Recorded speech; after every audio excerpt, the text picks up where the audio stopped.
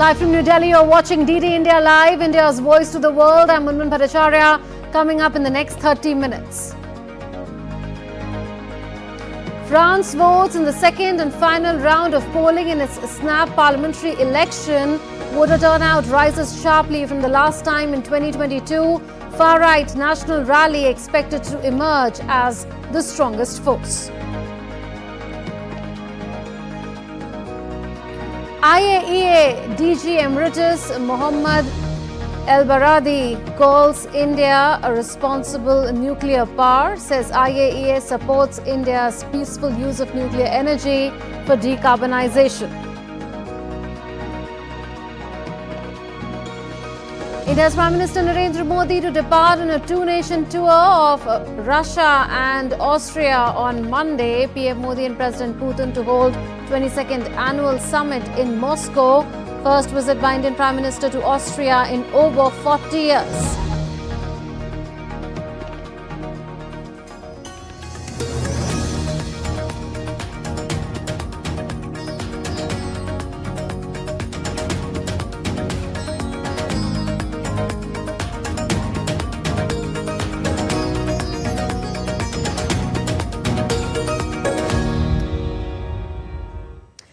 Voting is underway in the second round of France's parliamentary election, with the far right looking to make major gains. French President Emmanuel Macron and Prime Minister Gabriel Attal cast his vote on Sunday in the final round of the elections. Former President François Hollande also cast his ballot. Also, according to the French Interior Ministry, voter turnout in the second round was significantly higher than the last time in 2022.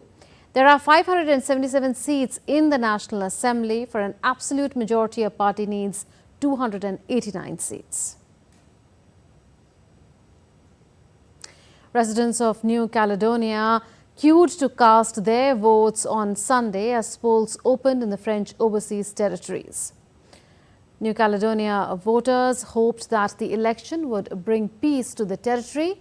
Long queues snaked around a polling station in the capital, with many voters saying that they hoped for successful negotiations between pro and anti-independence camps and a return to stability.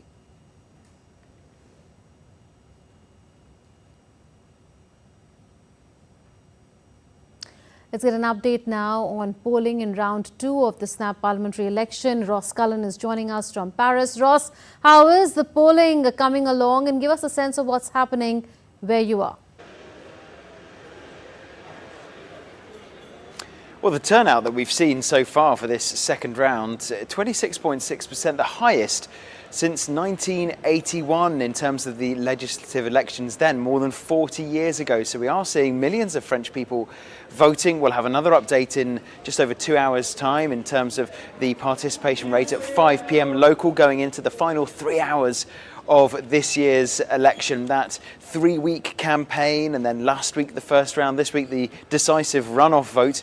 We're seeing hundreds of candidates pulling out as well to try to give their rivals a better chance in terms of who's best placed to pick up the anti-far right vote, who's best placed to ensure there is no split in the anti-far right vote for those parties who don't wish to see a national rally government. For their part, they did go into this election in first place in the polls, the far right populist party led by Jordan Bardella, so they are likely to come out of this on top if the polls are to be correct.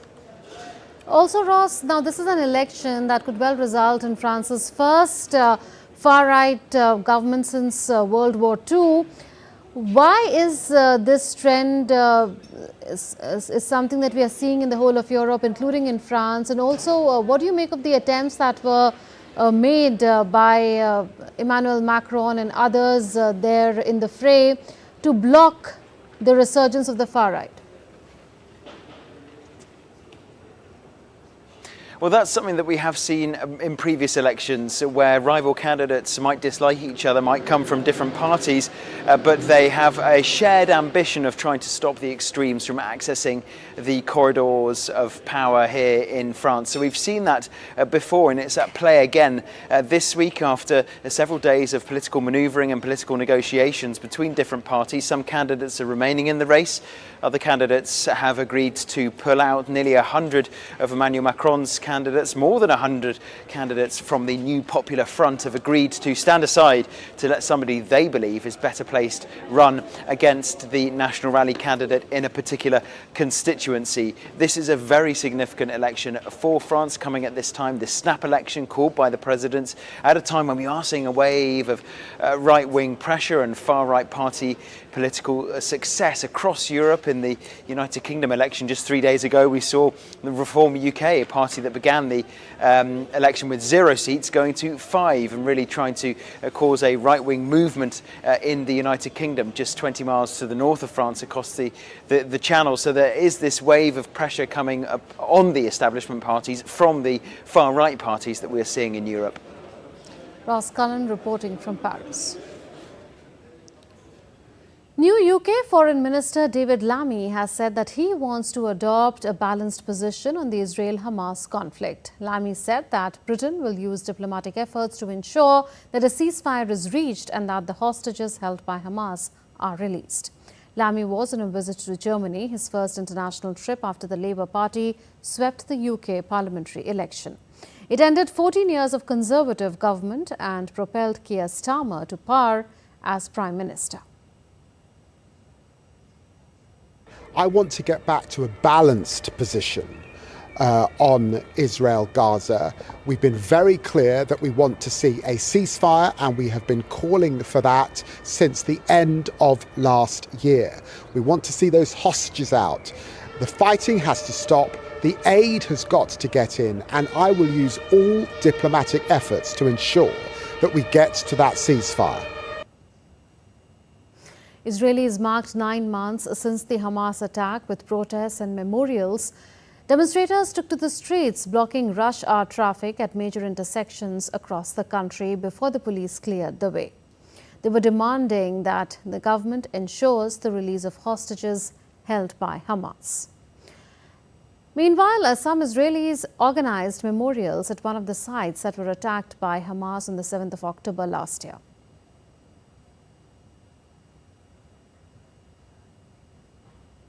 Shifting focus, the U.S. military is set to complete the withdrawal on a Sunday of its personnel from Niger's Air Base 101 in the nation's capital, Niamey, and then will shift its focus to exiting a major drone base in the coming weeks.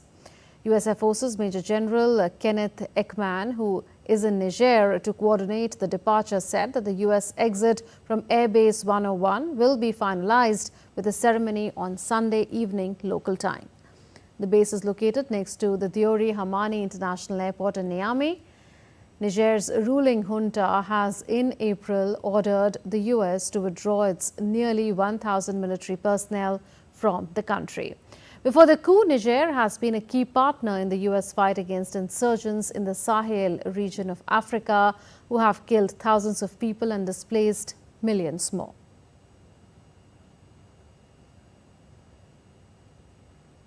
Niger, Mali and Burkina Faso, 3 military-led West African states, signed a confederation treaty on Saturday, underscoring their determination to chart a joint course outside the regional political and economic bloc that has been urging them to return to democratic rule. The signing took place at the first summit of the Alliance of Sahel States. It signals an ever closer alignment between the neighbors in the insurgency-torn Sahel. Formalizing the treaty to establish a confederation confirms the rejection by Niger, Mali and Burkina Faso of the 15-member Economic Community of West African States, also known as ECOWAS. And India correspondent Ajik Mangut has sent this report from Niger's capital Abuja on confederation treaty signed by Niger, Mali and Burkina Faso. Have a look. The three countries talking about Niger, Mali and Burkina Faso have signed an alliance to increase their agreement in terms of their defense agreements in fighting insurgency that is affecting the three countries. It has killed thousands of people and millions have been displaced. And part of the reason why the leaders of these countries have asked US and French troops to leave is the fact that they've said that there has not been much effort in terms of the fight against insecurity in the region. They've also accused their civilian leaders of having influence, foreign influence, and so they're saying that the troops of these countries need to leave. And so that's why they've decided to form an alliance. They've also accused ECOWAS, as the Economic Community of West African States, of having influence from foreign powers, and they've said that they're going to form their own alliance. They're planning to form an investment bank. They're trying to have pool resources in the area of mining, energy, agriculture. Even as the ECOWAS is meeting in Abuja today, ECOWAS has been trying to negotiate with the leaders to get them not to leave the bloc, but the three countries insist that they are going to do so. We've seen them forming ties with Russia. Now, Russia has said that its Iskander missiles destroyed 2 launchers for US-made Patriot surface-to-air missile systems in Ukraine's Odessa region. A state of emergency has been imposed in parts of Russia's Voronezh region after a Ukrainian drone attack sparked a warehouse fire. This comes after Ukraine said that it destroyed all 13 drones that Russia launched targeting the country. Meanwhile, a fire caused by a Ukrainian drone strike on an oil depot in Russia's Krasnodar region has been put out. Authorities reported on Saturday that several oil depots were on fire caused by fragments from downed drones in Pavlovsky and Leningradsky districts of the region in southern Russia. Firefighters extinguished, in fact, a blaze at an oil depot in Pavlovsky district on Saturday, and on Sunday, local authorities said the fire in Leningradsky has been put out. DD India's Dasha Chernishova has sent this report from Moscow.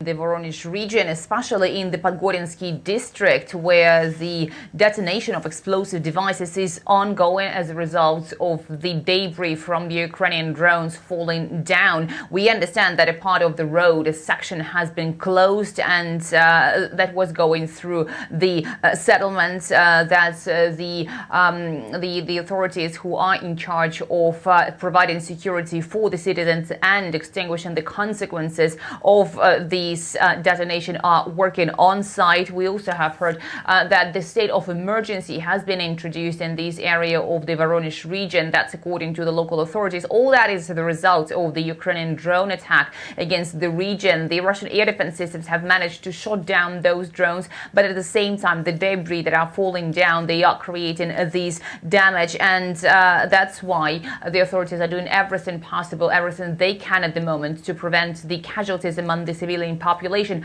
To this moment, no casualties have been reported. Taiwan claimed to have detected 15 Chinese military aircraft and 10 naval vessels around its territories in the past 24 hours. In retaliation, Taiwan employed aircraft, naval vessels and coastal missile systems to monitor Beijing's activities. Since September 2020, China has intensified its use of grey zone tactics by operating more military aircraft and ships near Taiwan. This latest incident adds to a series of similar provocations by China in recent months.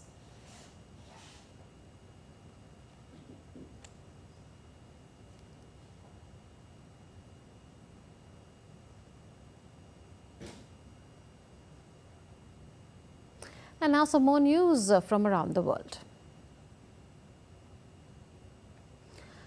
Following the time-honored tradition, a new cover for the Kaaba known as Kiswa was installed on Sunday, which marks the new year in Saudi Arabia's Mecca. The cloth is woven from silk and cotton and adorned with verses from the Quran. One of the highest volcanoes in Europe, Italy's Mount Etna, has become active after 4 years. Its crater has showed intense activities, prompting authorities to close an airport in Sicily. A red alert was issued because of an increased volcanic activity of Mount Stromboli. On Sunday, hundreds of people joined the first running of the bulls at Pamplona's annual festival in Spain. During the run, 6 fighting bulls chased runners through the narrow streets of Pamplona's old town. The medical report says that 6 people were injured and taken to different hospitals.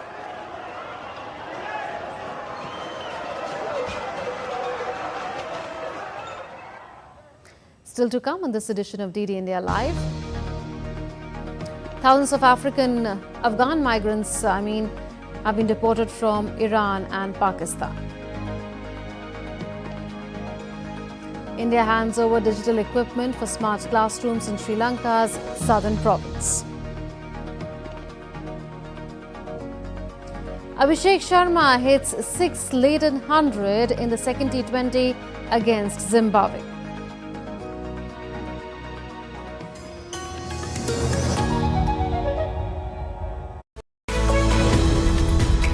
We just don't bring you the news as it unfolds. We get to the heart of the matter. We don't just present facts, we demystify complex social, political and economic events. We break stories that shape the world's present and future because you deserve the truth. I am Tanvi Taneja from New Delhi. I'm Ollie Barrett from London. I'm Nick Harper from Washington, D.C. Join us on DD India Global Monday to Friday at these times.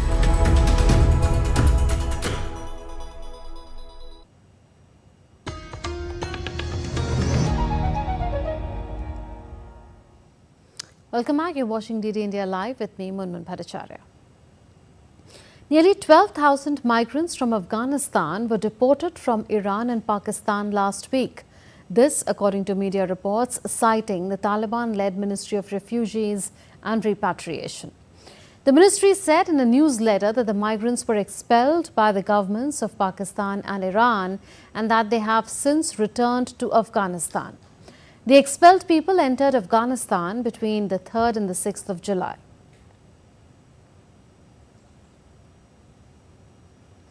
India's Prime Minister Narendra Modi will leave for Russia on Monday. Prime Minister will be in Moscow on the 8th and 9th of July at the invitation of Russian President Vladimir Putin to hold the 22nd India-Russia Annual Summit.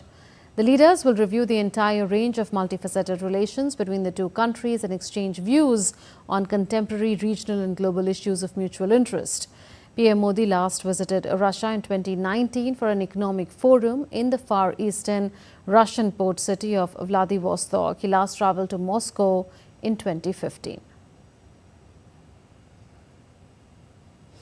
India's ambassador to Russia, Vinay Kumar, spoke exclusively to DD India's Jessica Taneja in Moscow. Take a listen. This visit is being closely watched globally as well. And how significant do you think this visit from the Prime Minister is to Moscow, given the current geopolitical climate? Leaders will talk about all aspects, all issues, including geopolitical situation and recent developments. But for us, this visit is very important, given the deep and important issues that we have in our bilateral relationship. So the focus of the visit is more towards bilateral issues, but certainly I cannot preempt what other issues, and certainly they will talk about many other issues when they meet over various sessions in the course of these 2 days. The Indian diaspora in Moscow is happy and excited over PM Modi's upcoming visit to Russia. It has a lot of expectations from this important visit. My name is Ajay Sharma. I am in Russia for last 30 years and I am into my own chemical business. But with the visit of our Prime Minister, the beloved Prime Minister and the world recognized person, the whole Indian diaspora is looking forward to greet him with open heart and welcome. the most thing, what we want to take out of this visit is not only on the business front, that will be taken care of because both the countries are business oriented, but from the India's diaspora, we would like to take our relation on the next level on cultural, the personal relations and everything. My name is Reyansh. I study in EOIS Moscow. I am looking forward to meeting Modi. My name is Aishi Rai and I was born here. I'm really excited to meet Narendra Modi. He came here after a long time and it's really exciting that he's coming. Hello, my name is Pranjal Rai. I'm studying in class 11th science in Indian school over here. And we know that Prime Minister is coming to Moscow and I'm really excited to meet him. My name is Shalini Kapoor. I have been staying here in Moscow from last 25 years. I'm really looking forward to our Prime Minister, Mr. Modi's visit to Russia. He's already been here several times, but this time it should be special again for me and for Indians diaspora. My name is Ishita Kapoor. I've been living since I was born. Like you could say that, and I'm an athlete. I'm currently studying physical education in Russia, and I'm very much looking forward to meeting Honorable Prime Minister Narendra Modi. Of course, we have just seen him on the television, so for the first time we'll be looking at him live in person. And have a very fruitful conversation with him. My name is Girish Sarin. I'm living in Moscow from last 25 years. His visit on this particular, in this time, it is very, very needful for all of us to India, to Russia and all the community which is living in Russia. The Indian Prime Minister will also travel to Austria during the 9th and the 10th of July. This will be the first visit by an Indian Prime Minister to Austria in 41 years. He will call on Austria's President Alexander Van der Bellen and hold talks with Chancellor of Austria Karl Nehammer. Prime Minister and Chancellor will also address business leaders from India and Austria.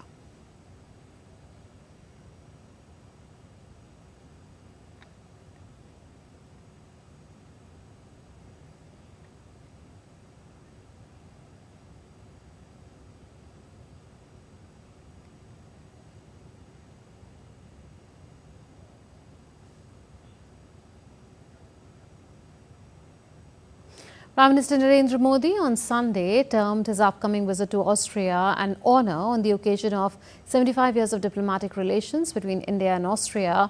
PM Modi will visit the country on the 9th and 10th of July. Thanking Austria's Chancellor Karl Nehammer, PM Modi took to social media platform X and said, and I quote, "It is indeed an honour to visit Austria to mark this historic occasion. I look forward to our discussions on strengthening the bonds between our nations and exploring new avenues of cooperation. The shared values of democracy, freedom and rule of law form the bedrock upon which we will build an ever closer partnership." Unquote.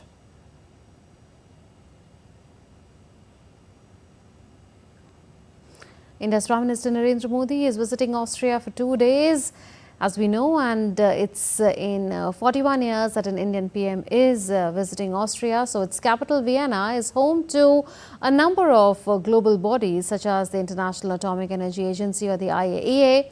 DD India's Gautam Roy has spoken with IAEA Director General Emeritus Mohammad Al-Baradei about India's standing as a responsible nuclear power contributing to the world through decarbonization.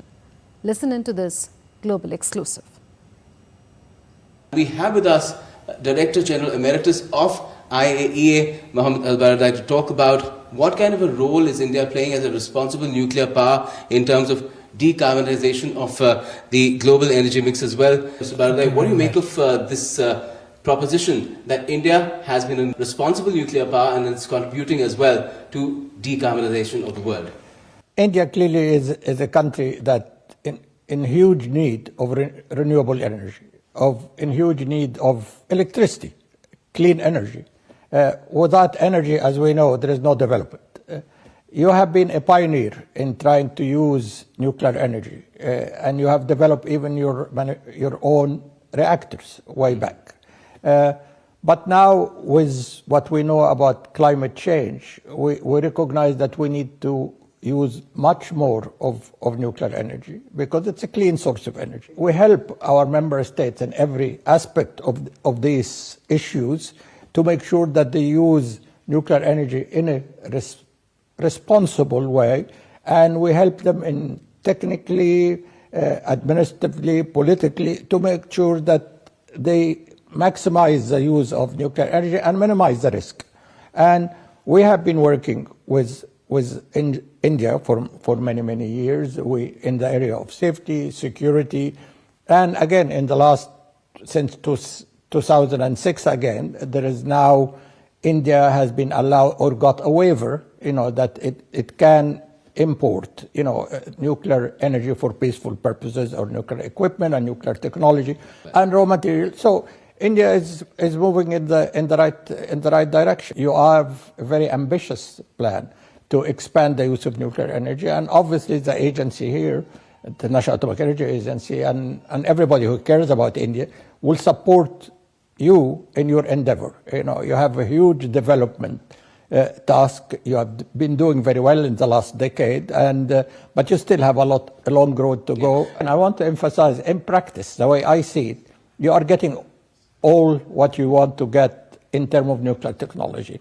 There are those also who are in principle, like I think New Zealand, Austria, in fact, Ireland, who on principle saying this has to be, any country that part of the nuclear supply group has to be part of the NPT. So there's a lot of principles, a lot of politics, a lot of geopolitics, if you like. But at the end of the day, as I said, as a person who would like to see things deliver, I'm not sure that it has been an impediment so far. Thank you for speaking to DD India. And that's Mohammed Al-Baradei saying that as far as the membership of India to the nuclear supply group is concerned, it's an interplay between principle and politics, and there's no impediment because of the waiver that India got in 2006 to this country playing an important role as far as decarbonization of the world is concerned using nuclear energy. With camera person Prabodh Negi, this is Gautam Roy in Vienna for DD India. Sri Lankan President Ranil Wickremesinghe and India's High Commissioner to Colombo, Santosh Shah, handed over digital equipment to schools in the southern province during an event in Galle on Saturday. It was a part of a grant assistance project by the Indian government aimed at establishing 200 smart classrooms. India's 23-year-old opening batter Abhishek Sharma announced his arrival on the big stage with a superb 100 in the second T20 against Zimbabwe. Abhishek reached his century in 46 balls while playing in Harare. The left-hander redeemed himself after scoring a 4-ball duck in the first T20 international of the series and went on a 6-hitting barrage on Sunday. On the day, Abhishek hit 8 sixes and 7 boundaries. He was aggressive from the very start of his innings and did not change his approach despite struggling on his debut. He, along with Rituraj Gaikwad, helped India post a big total of 234 runs for the loss of 2 wickets.